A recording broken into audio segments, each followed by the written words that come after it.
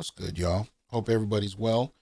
Just going to do a quick drop in, and this will be short. I'm kind of in between classes right now, and it's the last day of class. So, you know, people are a little crazy trying to make sure everything they've done has been graded and so on and so forth. So, I apologize for this. Will be a real quick hit, but I thought about a couple of things that I saw posted that I wanted to comment on. And by the way, next week is finals week, so forgive me if my videos are a little scattered for a minute, trying to get things together. But I want to get through the rest of the semester. But anyway, this was something that I posted last year, I think, and it came up again today. And there were two events that kind of caught my eye and made me ask a question. So this says, this is Warwick Dunn. His mom was a Baton Rouge police officer who was shot and killed while he was a senior in high school. He raised his five siblings while in college, graduated, and went to the NFL.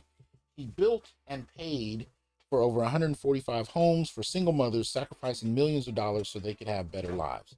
Shout out to that brother. I applaud him. And I ran across this one a few days prior to that. This is in Atlanta, Georgia. It's the Huey P. Newton Gun Club. And in Black nationalist fashion, these brothers protect the community, much like, the Black Panther Party. And they, too, have been building housing, or at least purchasing houses. Now, to their credit, they are prioritizing both the homeless and Black single mothers. But both instances got me, curious about something. And I posted this in Facebook, and it set off a furor of debate. Because one of the things that masculinists are starting to notice is that our chivalrous impulse to prioritize single mothers and children, it's not that it's bad, but we've never actually thought about it. We've never actually examined it, because we were always taught that serving women was an inherent good. And it's not to say that it isn't. But the question is, when you put it against the data, do we rethink it at any point? What is the data?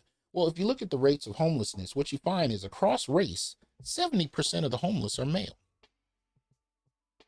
70% of the homeless, according to the HUD, are male. And when you factor in race, what you have are, ex-cons, really. I mean, that's the bulk of it. Black male ex-cons who have no place to go.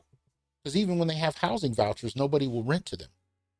And you don't have to be an ex-con to experience this. I experienced that when I moved here to Fresno. Had a letter in hand saying that I was a tenure track professor at Fresno State, had my income amount right there on the letter. I had to apply to 50 different places before I could find housing. 50. And then several years later, excuse me, when I needed to move, and I've talked about this before, right? The impact of the Great Recession in terms of property and whatnot. I was paying rent at a place. The guy who owned it, who I never met, stopped using my payments to pay the mortgage. Next thing I know, company says you got to move out. I ended up moving 2 doors down, but before I was able to really do that, again, I applied to 50 places around Fresno. This time, as a professor, who almost had tenure, had a guaranteed job, locked in, all that good stuff.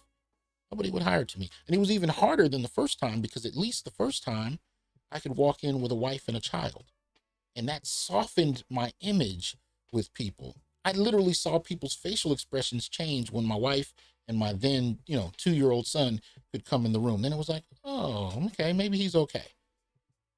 But after she passed away and my son got older, now he's 5 years old, and we know, in terms of the data, as young as 5 years old, boys are seen differently. Black boys are seen as older than they are and a potential threat, especially in classrooms, right? So now it's he and I going to place, and it's that much harder. So my point is, you don't even have to be an ex-con to deal with this homelessness issue. And a lot of the homelessness for Black men is situated upon a fear of them. So when we're in a situation like with the NFL brother that Mr. Dunn I pointed out earlier, or with the Huey P. Newton Gun Club, both group, the group and the individual, I applaud their efforts. I applaud their work. I am not denigrating either. I tip my hat to both, man. You brothers are doing some excellent work and you're helping people. I'm only asking the question, if 70% of the homeless is male, and we know that there's an exorbitant number of black males that are homeless, especially due to incarceration, why have I never heard of even one housing complex earmarked just for black men? And if we as black men did it, are we afraid of the blowback we might get for prioritizing men? See, this is the main thrust of the issue that many of us have. The data shows us that black men need to be prioritized, but not only are private companies or government, local, state, or federal not investing in black men, but even black men themselves, when in position to help, won't do so. And I'm not shaming them. I'm not saying that what they're doing is bad. I'm merely asking the question. I'm asking a couple questions. Why don't we? Is the first question. How do we interpret the blowback we get even when we talk about prioritizing black men, even from within the black community, even from some black men themselves, let alone black women? The next question, is there a point when chivalry can become toxic? When the hyper prioritizing of women, girls, children, anything but black men, is there a point when that can become problematic? I don't know. I'm just curious. What does it actually take for black men to become a priority even to themselves? So again, shout out to these brothers. No shade whatsoever. I honor you for the contributions, and there are many more.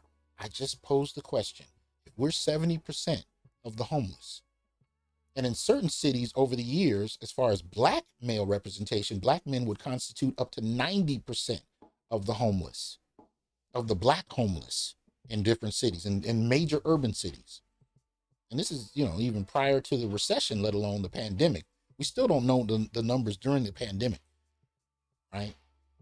But my question is, if black men can constitute up to 90% of the black homeless, and men constitute 70% of the homeless in general, when do we prioritize black men? And why is there so much blowback when we even talk about it? Y'all let me know. But I wish you guys well. Take it easy. Talk to you soon.